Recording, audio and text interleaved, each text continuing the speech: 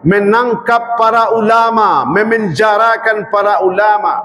Sudah berapa banyak ulama yang dipenjarakan, sudah berapa banyak ulama yang dibunuh karakternya, sudah berapa banyak ulama-ulama yang dikucilkan, baik di negeri kita ataupun di negeri lain. Kemudian au yaqtuluka, atau menghabisi para ulama. Cara menghabisi Islam, ya habisi saja ulama. Apabila ulamanya sudah mati, sudah dibunuh, siapa lagi yang akan berdakwah? Siapa lagi yang akan paham tentang Al-Quran dan Sunnah? Siapa lagi yang akan menyampaikan kebenaran ayat-ayat Allah Subhanahu wa taala kalau ulamanya sudah dihabisi? Maka cara ini tetap akan dilakukan oleh orang-orang kafir untuk menghancurkan dakwah, yakni dengan menghabisi para ulama.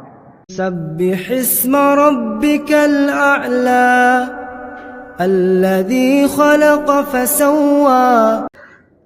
Innal hamdalillah nahmaduhu wa nasta'inuhu wa nastaghfiruh ونعوذ بالله من شرور أنفسنا ومن سيئات أعمالنا من يهده الله فلا مضل له ومن يضلل فلا هادي له أشهد أن لا إله إلا الله وأشهد أن محمدا عبده ورسوله اللهم فصل وسلم وبارك على هذا النبي الكريم وعلى آله وصحبه ومن تبعهم بإحسان إلى يوم الدين. أيها المسلمون الحاضرون إني أوصيكم ونفسي بتقوى الله فقد فاز المتقون اتقوا الله حق تقاته ولا تموتن إلا وأنتم مسلمون. قال الله تعالى في كتاب الكريم أعوذ بالله من الشيطان الرجيم بسم الله الرحمن الرحيم وإذ يمكر بك الذين كفروا ليثبتوك أو يقتلوك أو يخرجوك ويمكرون ويمكر الله والله خير الماكرين. Dan ingatlah ketika orang-orang kafir mengadakan rencana terhadapmu Muhammad untuk menangkap dan memenjarakanmu atau membunuhmu atau mengusirmu. Mereka membuat rencana dan Allah menggagalkan rencana mereka, dan Allah adalah sebaik-baik yang menggagalkan rencana. Al-Quran Surat Al-Anfal ayat 30. Jamaah Jumat rahimakumullah, senantiasa kita bersyukur kehadirat Allah Azza wa Jalla di atas segala limpahan nikmat yang Allah berikan. Alhamdulillah kita sudah hadir di rumah Allah ini dalam rangka menunaikan kewajiban kita sebagai orang yang taat kepada Allah, yakni menunaikan solat Jumat secara berjamaah yang dikhususkan kepada orang Islam yang laki-laki. Kemudian salawat dan salam tercurah selalu kepada baginda Rasulullah Muhammad sallallahu alaihi wasallam. Allahumma salli ala Muhammad wa ala ali Muhammad. Selanjutnya khatib berwasiat kepada kita semua dan begitu juga kepada diri khatib sendiri. Marilah kita selalu meningkatkan ketakwaan kita kepada Allah Subhanahu wa taala. Hendaknya dari hari ke hari, dari Jumat ke Jumat, semakin bertambah usia kita, semakin meningkat pula ketakwaan kita kepada Allah Subhanahu wa taala.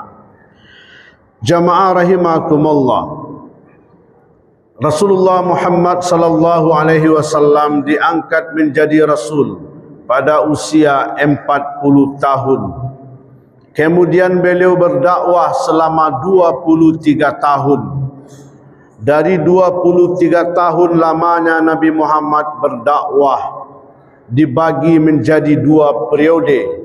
Periode Mekah selama 13 tahun, periode Madinah selama 10 tahun.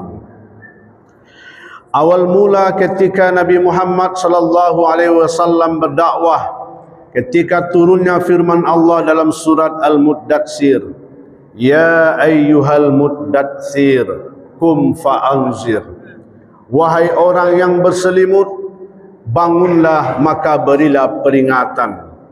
Maka mulailah Nabi Muhammad sallallahu alaihi wasallam berdakwah secara sembunyi-sembunyi dari satu rumah ke rumah yang lain. Dan beliau menjadikan sebuah rumah sahabat sebagai posko dakwah pada waktu itu, yakni rumahnya milik Arqam bin Abil Arqam. Lalu tak lama setelah itu datang lagi perintah dari Allah Subhanahu wa taala untuk berdakwah secara terang-terangan dengan turunnya firman Allah dalam surat Al-Hijr, a'udzu billahi minasyaitonir rajim, fasda' bima tu'maru wa a'rid 'anil musyrikin. Hai Muhammad, sampaikanlah olehmu secara terang-terangan, jangan pedulikan orang-orang musyrik. Maka Nabi Muhammad sallallahu alaihi wasallam mengumpulkan orang-orang Mekah di satu titik lokasi, yakni Bukit Safa. Karena Nabi Muhammad diperintahkan oleh Allah untuk berdakwah secara terang-terangan, lalu diundanglah orang-orang Mekah pada waktu itu untuk hadir di Bukit Safa, karena Nabi Muhammad ingin menyampaikan dakwahnya. Lalu ketika orang-orang sudah berkumpul dan Nabi mulai menyampaikan misi dakwahnya, ketika itu maju ke depan salah seorang kafir Quraisy bernama Abu Jahal. Lalu Abu Jahal berkata, halakaka ya Muhammad, celakalah engkau Muhammad, kalau hanya untuk mendengarkan ocehan ini engkau kumpulkan kami di Bukit Safa ini. Maka Abu Jahal membuat keributan, dia membubarkan pada waktu itu dakwahnya Nabi Muhammad sallallahu alaihi wasallam. Maka semenjak itulah dakwah Nabi Muhammad sallallahu alaihi wasallam selalu mendapat ancaman, selalu mendapat halangan. Nabi diintimidasi, Nabi dibuli, bahkan Nabi akan dieksekusi mati oleh orang-orang kafir pada waktu itu. Hal ini terekam jelas dalam firman Allah surat Al-Anfal ayat 30 yang kita bacakan tadi, bahwa Allah Subhanahu wa taala berfirman, wa idh yamkuru bikal ladzina kafaru liyuthbituka. Dan ingatlah ketika orang-orang kafir berencana untuk menangkap dan memenjarakanmu Muhammad, au yaqtuluka, atau membunuhmu Muhammad, au yukhrijuka, atau mengusirmu Muhammad, wa yamkuruna wa yamkurullah. Mereka orang-orang kafir membuat rencana, tapi Allah gagalkan rencana mereka. Wallahu khairul makirin, dan Allah adalah sebaik-baik yang menggagalkan rencana.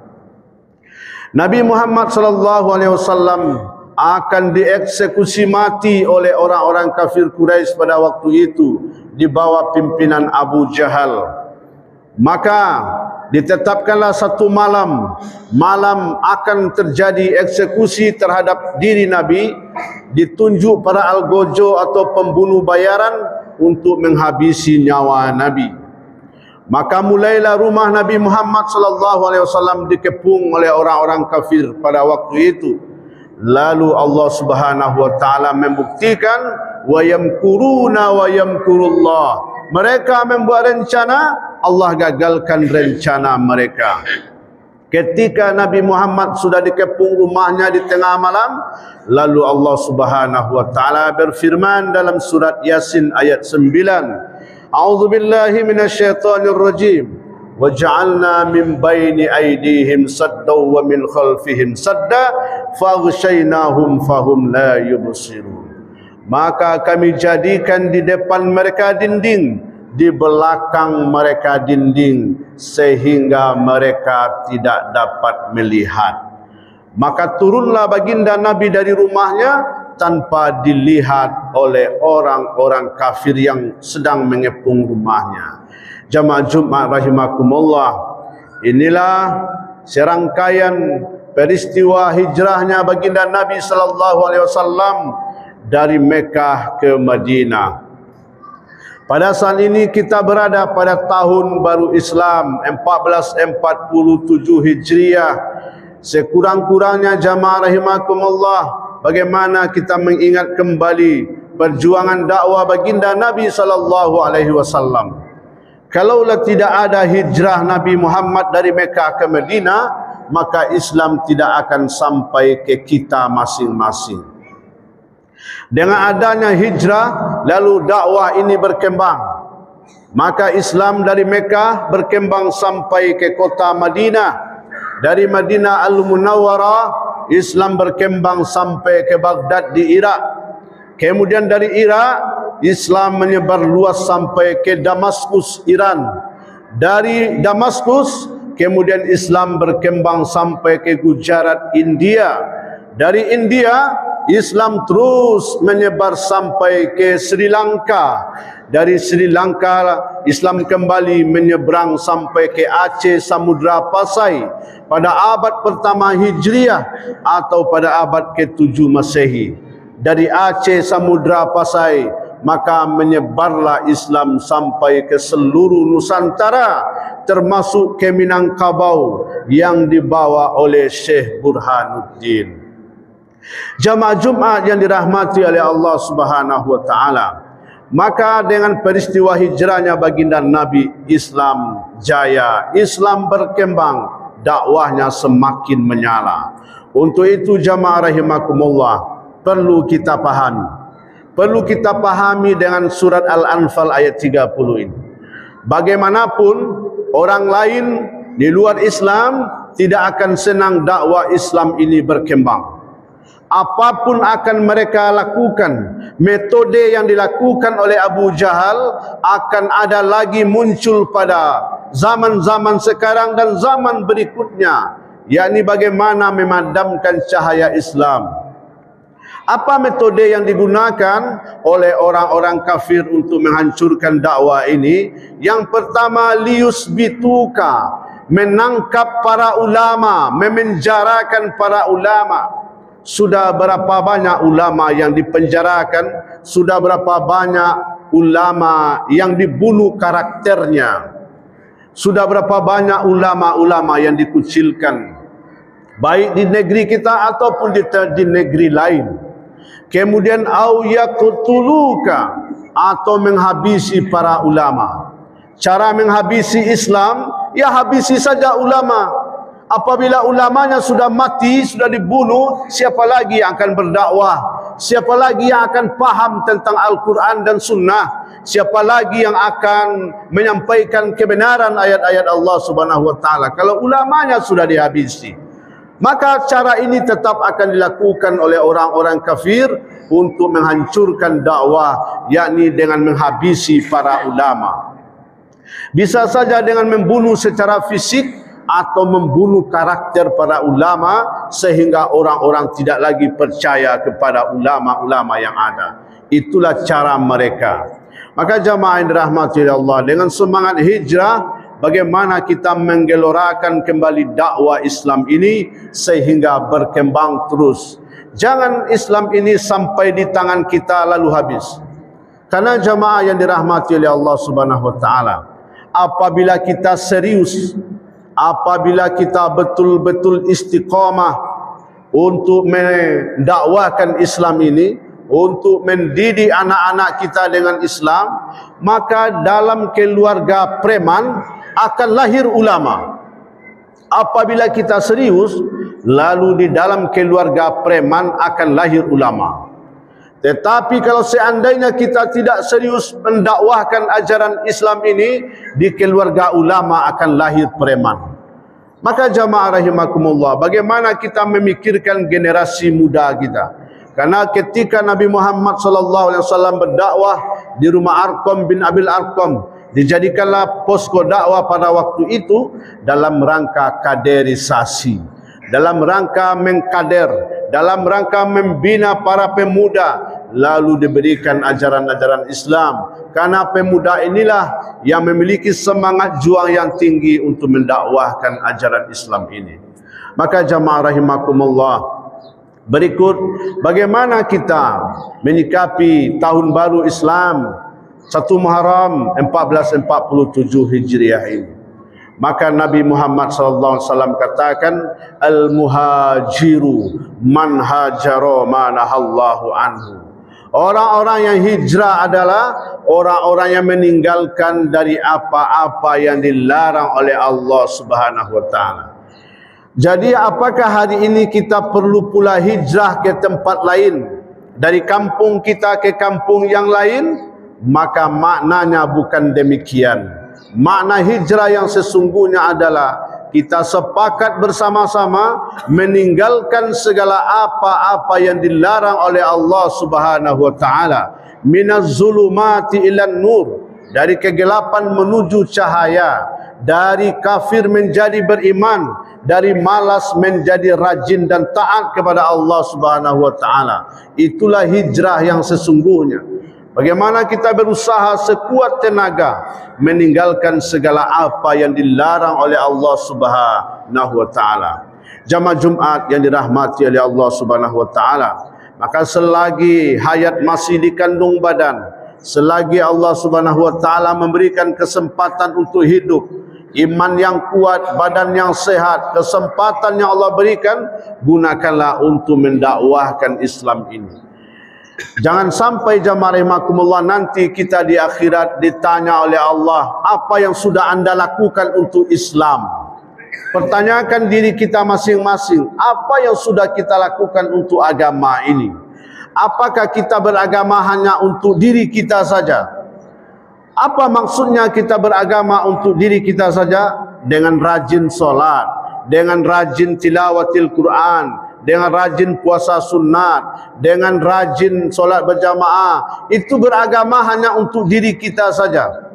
Lalu untuk agama ini apa yang sudah kita korbankan? Yakni jamaah rahimakumullah, jika ulama-ulama masa lalu mengorbankan hartanya, mengorbankan jiwanya, nyawanya diberikan untuk agama ini, sehingga agama ini berkembang dengan pesatnya.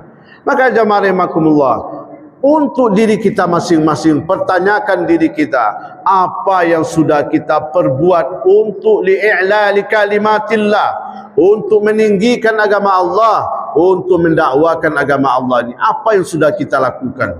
Untuk itu jamaah rahimakumullah, sekurang-kurangnya ini menjadi introspeksi, evaluasi diri kita, sehingga ke depan tahun 1447 Hijriah ini lebih baik daripada tahun sebelumnya. Ungkapan mengatakan, man kana yaumuhu khairan min amsihi fahuwa rabihun. Siapa yang hari ini lebih baik daripada hari kemarin, maka dia adalah orang yang beruntung. Ada peningkatan kepada yang lebih baik. Grafiknya itu grafiknya vertikal, naik terus. Tetapi wa man kana yaumuhu misla amsihi fahuwa maghbunun. Siapa yang hari ini sama saja dengan hari kemarin, tahun ini sama saja dengan tahun kemarin, grafiknya itu horizontal, maka sesungguhnya dia adalah merugi, tidak ada kemajuan, stagnan. Kemudian wa man kana yaumuhu syarram min amsihi fahuwa mal'unun. Siapa yang justru hari ini lebih buruk daripada hari kemarin, tahun ini lebih buruk daripada tahun kemarin, maka dia adalah orang-orang yang celaka. Tentu kita memilih opsi yang pertama. Bagaimana hari ini, tahun ini lebih baik daripada tahun kemarin. Semoga khutbah ini menjadi renungan bagi kita semua termasuk bagi khatib yang menyampaikan, tafakkaru ya ulil albab la'allakum turhamun.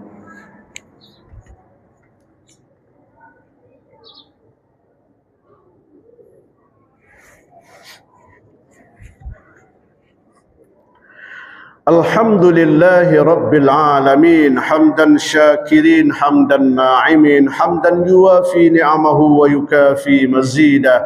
Ya Rabbana lakal hamdu kama yanbaghi li jalali wajhikal karimi wa azimi sultanik. Ashhadu an la ilaha illallah wa ashhadu anna Muhammadan abduhu wa rasuluh. Allahumma fasalli wa sallim wa barik ala hadzal nabiyil karim wa ala alihi wa sahbihi wa man tabi'ahum bi ihsanin ila yaumiddin. Ayyuhal muslimun al hadirun, inni usikum wa nafsi bitaqwallah faqad fazal muttaqun. Ittaqullaha haqqa tuqatih wa la tamutunna illa wa antum muslimun. Qala Allah ta'ala, a'udzu billahi minasy syaithanir rajim. Inna Allah wa malaikatahu yusalluna 'alan nabi ya ayyuhalladzina amanu sallu 'alaihi wa sallimu taslima. Allahumma salli 'ala Muhammad wa 'ala ali Muhammad kama sallaita 'ala Ibrahim wa 'ala ali Ibrahim wa barik 'ala Muhammad wa 'ala ali Muhammad kama barakta 'ala Ibrahim wa 'ala ali Ibrahim fil 'alamin innaka Hamidum Majid. Allahumma ighfir lil muslimina wal muslimat wal mu'minina wal mu'minat al ahya'i minhum wal amwat wa tabi' bainana wa bainahum bil khairat. Rabbighfir warham wa anta khairur rahimin wa la hawla wa la quwwata illa billahil aliyyil azim. Rabbana zalamna anfusana wa illam taghfir lana wa tarhamna lanakunanna minal khasirin. Rabbana taqabbal minna innaka antas samiul alim wa tub alaina ya Allah innaka antat tawwabur rahim. Rabbana atina fid dunya hasanah wa fil akhirati hasanah wa qina adzaban nar walhamdulillahi rabbil alamin.